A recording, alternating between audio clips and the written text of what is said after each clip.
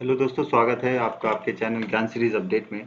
जैसे कि आप देख रहे हैं, इजराइल काफ़ी दिन से सुर्खियों में है और एक नई खबर निकल के आई है इजराइल से कि नेतन्याहू को पीएम पद छोड़ना पड़ेगा और उनकी जगह पे नफ्ताली बेनिफिट इजराइल के पीएम बनेंगे।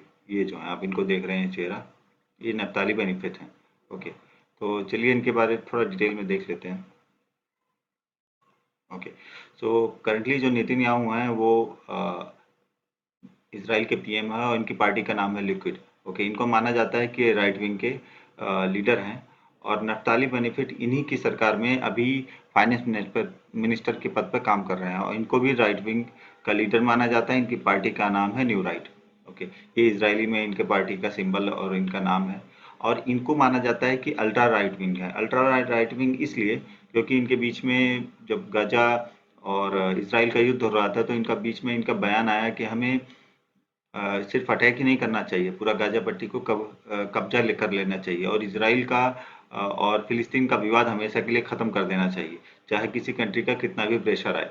तो आप समझ सकते हैं कि इस तरह के बयान ये देने से बिल्कुल नहीं डर रहे हैं। और अगर बेंजामिन नेतन्याहू के बाद में ये नफ्ताली आ रहे हैं तो इसराइल का भविष्य और पॉलिटिक्स किस तरफ जाएगा। चलिए, तो अभी देख लेते हैं कि यहाँ पे क्यों बेंजामिन नेतन्याहू हट रहे हैं और किस कारण से ये नफ्ताली अपनी सरकार बना रहे हैं, क्या कारण है इसके।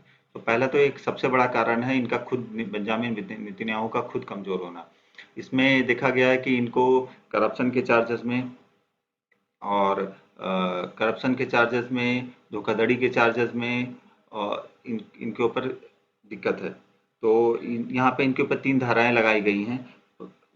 केस केस मीन्स जैसे अपने यहाँ पे धारा होती है, ऐसे इसराइल में इजरायली केस बोला जाता है। तो इसमें इनके ऊपर केस 1000, केस 2000 एंड केस 4000 लगी हुई हैं। अभी का हम कह सकते हैं धाराएं। तो जो 1000 है वो ब्रीच ऑफ ट्रस्ट के लिए है, 2000 है वो एक्सेप्टिंग ब्राइब के लिए है और मतलब कि इन्होंने कुछ ब्राइब के ऊपर इनके केस चल रहे हैं, और 4000 जो है फ्रॉड के लिए है। तो बेसिकली जब ये खुद ही कम इनके ऊपर धाराएं चल रही हैं, कोर्ट मुकदमे चल रहे हैं, तो ये खुद ही कमजोर हो रहे हैं। तो ये सबसे बड़ा इनका कारण है। दूसरा कारण ये है कि हर किसी के अंदर पीएम बनने की इच्छा होती है। तो नफ्ताली के अंदर भी पीएम बनने की इच्छा है। तो इन्होंने जितनी विपक्षी पार्टियां थी, मैं आपको दिखाता हूँ जितनी विपक्षी पार्टियां थी। एक मिनट, ये यहाँ पे हम देख सकते हैं कि यहाँ पे ये जो है ये सेंट्रल, ना इनका राइट विंग की तरफ झुकाव है ना लेफ्ट विंग की तरफ झुकाव है। ये इनकी सोच सेंट्रल सोच है। और दूसरे ये हैं इनकी लेफ्ट सोच है। मतलब ये चाहते हैं कि गाजा पट्टी को जैसा है वैसा रहने दिया जाए, इसराइल कभी उन पर अटैक ना करे, कोई भी कुछ घटना हो तो हम बैठ के बात करें, फिलिस्तीन को भी एक अलग से कंट्री के रूप में मान सकते हैं। इनकी ऐसी सोच है। तो अब ऐसी पार्टियों के साथ में सेंट्रल सोच और लेफ्ट सोच रखने वाली पार्टियों के साथ में इन्होंने गठबंधन बनाया है। तो देखते हैं क्या होता है आगे।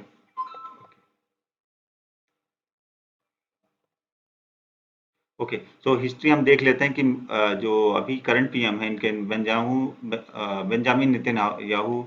ओके, तो इनका क्या रहा है, क्या इनकी पास्ट हिस्ट्री रही है, ये हम देख सकते हैं। इनकी यंग एज की फोटो है और ये इनकी अभी की एज की फोटो है।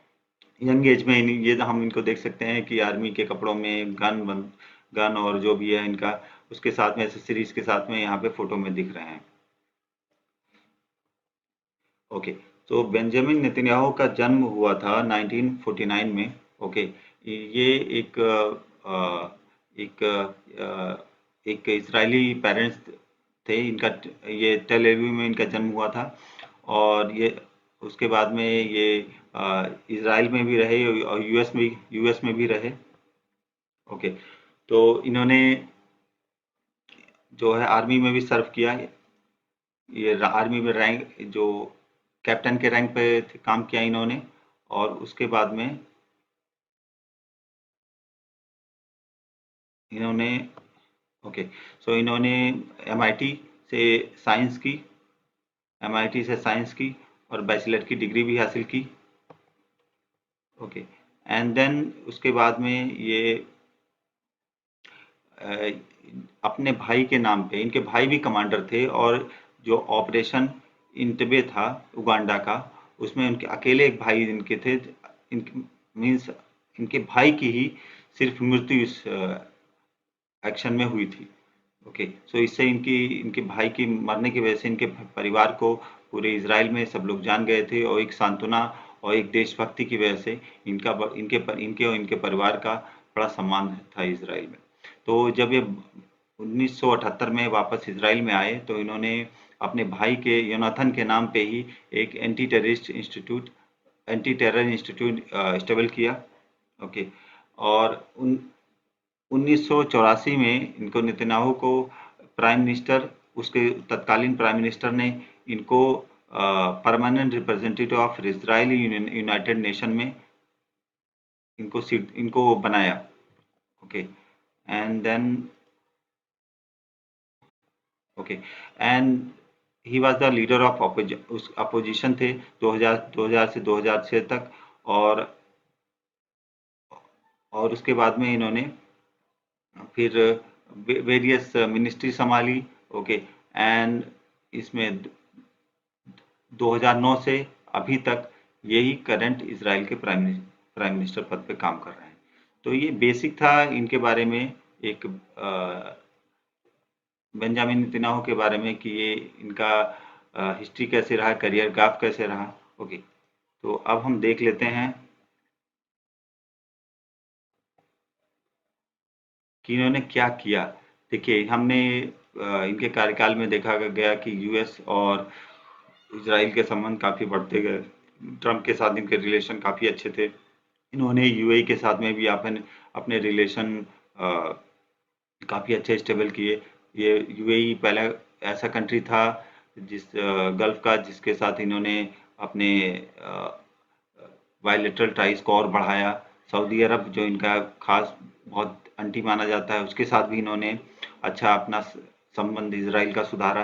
तो ये बहुत बड़ी अचीवमेंट थी इजराइल की इनके काल में, कि मिडिल ईस्ट कंट्रीज के साथ भी इनका एक संबंध स्थापित हुआ। ओके, देन हम देख लेते हैं कि कौन है Naftali Bennett. Okay, Naftali Bennett actually ये इनका जन्म इनका हाफिया में ही हुआ था, इजराइल में। ओके, एंड ये इमिग्रेंट थे यूनाइटेड स्टेट्स से। ओके, सो इनके जन्म हुआ था 1972 में। ओके, एंड इन्होंने वेरियस पद को संभाला, just like ministry of economy, religion services, ministry of diaspora affairs, ministry of education, defence. Current में ये डिफेंस मिनिस्टर हैं नेतन्याहू की गवर्नमेंट में ही। तो अब इनका देख लेते हैं कि इन्होंने कहाँ से क्या क्या किया। इनका हम अगर देखेंगे तो नेतन्याहू की तरह ही इन्होंने भी एक आर्मी में कमांडर पर थे, और इन्होंने बहुत सारी कॉम्बैट ऑपरेशन किए इजराइल के लिए। ओके, और उसके बाद में ये इन्होंने आर्मी छोड़ने के बाद में become a software entrepreneur in 99। Okay, 1999 he was the co-founder of the US company Saita, and operating this company was operating for anti-fraud space, focused on online banking fraud, e-commerce fraud, okay, and phishing. So ये company basically software related and fraud related production के लिए काम करती थी इनकी company. And company इन्होंने 2005 में अपनी कंपनी 145 मिलियन में बेच दी। Then he also served as a CEO of Saluto. Okay, and Saluto जो थी इनकी कंपनी, ये क्लाउड कंप्यूटिंग सर्विसेज प्रोवाइड करती थी। ओके, आप ये देख रहे होगे इन्होंने ये क्लाउड कंप्यूटिंग रिलेटेड काम 2005 में किया है। तो इससे हम समझ सकते हैं इजराइल टेक्नोलॉजी के मामले में, इजरायली लोग टेक्नोलॉजी के मामले में कितने आगे हैं। ओके, सो ये कंपनी भी इन्होंने सोल्ड कर दी 2013 में, ये लगभग 120-130 मिलियन डॉलर में। एंड 2006 में ये पॉलिटिक्स में एंट्री किया इन्होंने। Okay, and he was serving as chief staff for Benjamin Netanyahu till 2008।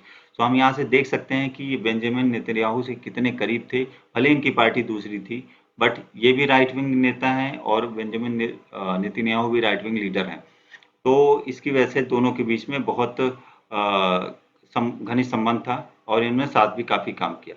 लेकिन राजनीति में अभी इनको भी पीएम बनने का लोभ है, तो इसलिए ये जो लेफ्ट विंग है सेंट्रल विंग के नेताओं के साथ में कर रहे हैं। करंट में हम देखेंगे तो इन्होंने ये हैं फाइनेंस मिनिस्टर नेतन्याहू की गवर्नमेंट में ही। ओके, तो हम अब देख लेते हैं एक चीज़ और कि अगर फ्यूचर में नेतन्याहू का भविष्य भविष्य क्या है, और फ्यूचर में नफ्ताली बेनेट की गवर्नमेंट का भी क्या होगा और क्या भविष्य है। पहला चीज़ तो अभी करप्शन चार्जेस हैं नेतन्याहू पे, इससे इनको फाइट करना पड़ेगा। अगर ये पीएम नहीं रहे तो इजराइल का रूल है वहाँ का कि कॉन्स्टिट्यूशन का कि अगर किसी ऊपर करप्शन साबित हो जाता है या कोई ऐसी धारा के तहत उसको सजा होती है जिसके तहत उसको जेल जाना पड़ता है, तो अगर वो पीएम है तो उसको कोई भी सजा या ऐसा कुछ नहीं होगा। ओके, तो अभी ये पीएम है इस वजह से ये बचे हुए हैं। कल की डेट में पीएम अगर नहीं रहते हैं तो ये जेल भी जा सकते हैं। ओके, सो नेक्स्ट पॉइंट हम देखेंगे, if he is going to jail in corruption, okay, his reputation will change among the people. Okay, अगर ये जेल जाते हैं तो एक जेल जाने से लोगों की, भले इनके भाई शहीद हुए थे, ये खुद कमांडर थे, ओके, लेकिन अगर ये करप्शन के अगेंस्ट में जेल जाते हैं तो लोगों की सोच बदल जाती है कि जैसे हम इंडिया में देखते हैं नेता, कोई भी कितना बड़ा नेता हो, अगर वो करप्शन चार्जेस में जेल जाता है तो उसकी छवि पूरी खराब हो जाती है, क्योंकि करप्शन ऐसा दाग है कि वो पूरा जनता की सोच को चेंज कर देता है। ओके, तो अब देख लेते हैं कि नैताली बेनेट की गवर्नमेंट का क्या फ्यूचर है। ओके, तो इनकी गवर्नमेंट के फ्यूचर में हम देखेंगे कि इन्होंने सबसे बड़ा, जैसे इंडिया में होता है कि एक लीडर के अगेंस्ट में कई सारे डिफरेंट सोच रखने वाले पार्टीज भी एक साथ आ जाती हैं, क्योंकि उसको हराना होता है और अपनी सरकार बनानी होती है। वही चीज हुआ है यहाँ पे इजराइल में। इन्होंने नफ्ताली ने सेंटर सोच रखने वाले और लेफ्ट सोच रखने वाले लीडर के साथ में एक कह सकते हैं खिचड़ी सी सरकार बनाई है। और इसमें दूसरा ये पहलू है कि इसमें पीएम रोटेटिंग हुआ इनका। तो पीएम रोटेटिंग में हमने इंडिया में भी बहुत सारे गवर्नमेंट में देखा है, या नेपाल में भी हमने देखा है कि जब तक नेपाल में भी ऐसी ही सरकार थी, जब अपना पीएम बनने की बारी आई तो पीएम बन लिए, जब छोड़ने की बारी आई तो उन्होंने या तो सरकार को विघटित कर दिया या कुछ और तिकड़म लगाया। तो ये यहाँ पे ये भी पॉइंट बहुत रिस्की है इनकी गवर्नमेंट के केस। पहला तो एक सोच डिफरेंट है, दूसरा रोटेटिंग पीएम। तो ये कॉन्सेप्ट जो इनकी सोचा जा रहा है ये बहुत खतरनाक है इनकी सरकार की लॉन्ग टर्म के लिए, चलने के लिए। तो लॉन्ग टर्म चलना बहुत दुविधाजनक होगा, बहुत कष्टदायक होगा इनकी सरकार में।